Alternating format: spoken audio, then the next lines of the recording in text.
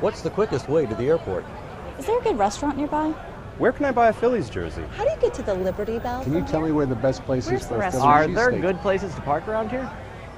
How many times have you answered some of these questions? As a native Philadelphian or someone who works in our community, you are expected to know a lot. That's because Philly is such a great place and there's so much going on.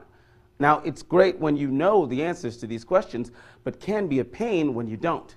You have to phone a friend, you're frantically looking online, calling your boss, finding coworkers to ask. Wouldn't it be great if you could anticipate those needs? Heck, anticipate the questions they're going to ask and be ready with a response? That's what this class is here to help you with.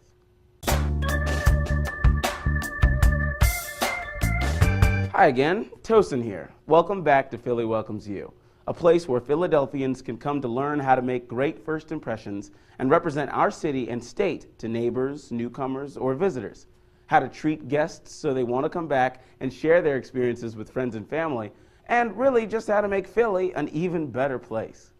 Today we're looking at the best ways to anticipate what people from different generations might expect while exploring Philly. When we look at service organizations that excel, what makes them excellent is that they know themselves and their customers very well. They know what different types of customers they have and the different needs of each of those types. The same could be said about good, caring people. They know what type of friends and neighbors they have and what matters to them. When you realize the needs beforehand, it's actually easy to anticipate the questions. So let's start there. Realizing the needs. Just think about yourself and those around you. There are people in your life that come from different generations and are at various stages of life. Different generations have different needs. Now, I'm going to give you two questions that you could get from any age group, and then we'll go through how your responses would maybe differ for each group. Number one, do you know a great place to eat downtown? Number two, anything good going on this weekend? Okay, so anybody can ask you these questions, but your responses would and should be different depending on who's asking. So let's go through who might be asking and what their needs would be, so that you can provide them with an appropriate response. We'll start with the baby boomers, ages 48 to 68. This group is willing to pay for good service and a good experience, but they expect good value for the price.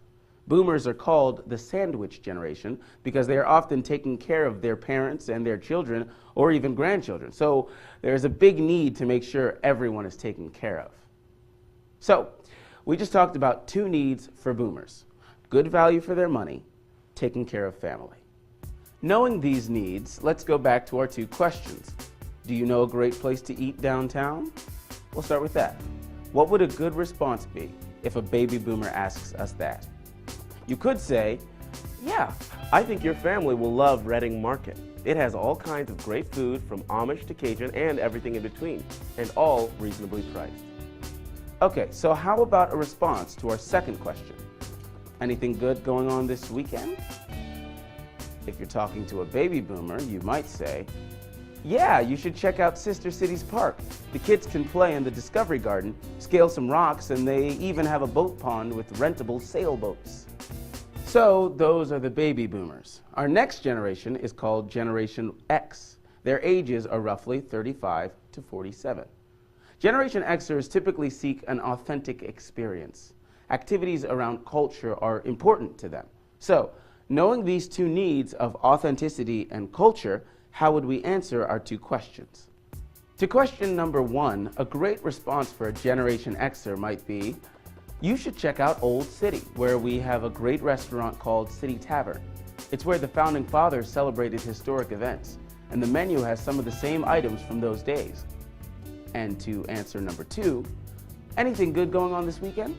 You could say, yeah, there are some great cultural attractions in Philly, from the Franklin Institute to the traveling shows at the Philadelphia Museum of Art. You should check out youwishyouKnew.com for all the different neighborhood happenings. All right, let's look at our last age group, Generation Y, ages 18 to 35. Now, these folks are constantly connected to each other and want to go where locals their own age go. They are tech savvy and grew up as part of an inclusive generation. They want to be included and involved. So their needs are connectivity, going where locals go, reliance on technology, and being included and involved. Knowing these things about Generation Yers, how would we answer our two questions? Try to come up with something on your own. Now, this might be an age group where you would defer to someone their age to get an answer, and that's completely fine. You could say something like, I don't know, but let me call my nephew. He's always having a good time with his friends in University City. He'll have some great suggestions. Okay, so how would you answer the second question? Anything good going on this weekend? For Generation Y folks, you could ask, have you seen the Comcast Center video wall? It's public art for the 21st century. It's huge and has something for everybody 18 hours a day, and it's free, and it's amazing. You could also check out discoverphl.com's events tab. It puts you right up to date with what's happening today. You can even tag your favorites from your phone. The point of this exercise is by anticipating all of these needs before you even have the conversation, you can already have the answer available. And so you see, it doesn't really matter whether they are neighbors, friends, or folks visiting in town. The need is the same, like a great place to eat or fun event.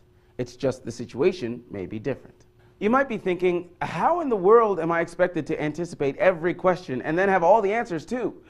And you're absolutely right to feel that way. Here's the thing, it's impossible to know every answer to every question, but you've got two things on your side. One, we just went over several different expectations of people in all the different age groups. And as we talked through those anticipated questions, I'm sure you were thinking of what your answers would be, right?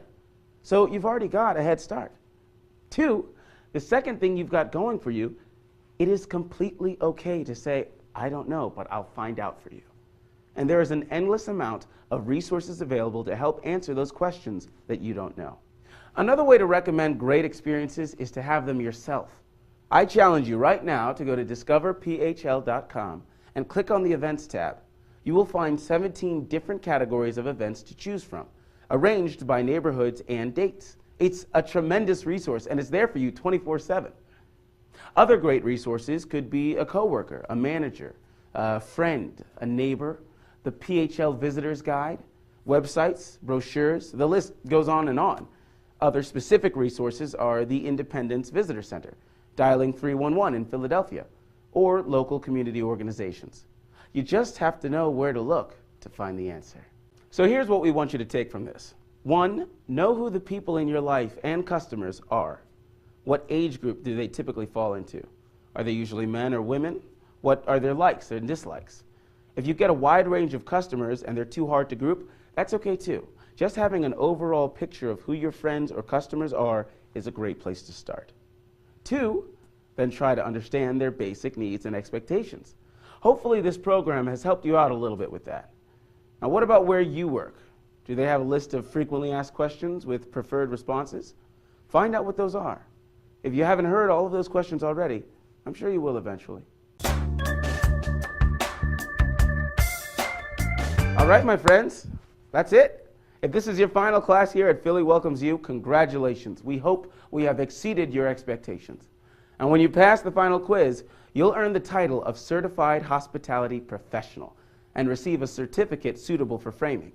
You should feel proud to add the title to your resume. You can print out the certificate yourself or email your administrator to receive it at a later date.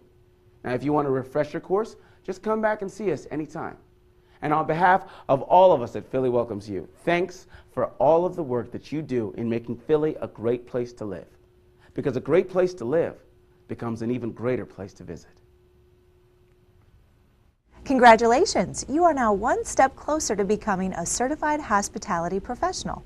This designation can be added to your resume, and the experience you'll gain will improve your customer service skills, build your confidence when interacting with the public, and increase your overall value as an employee.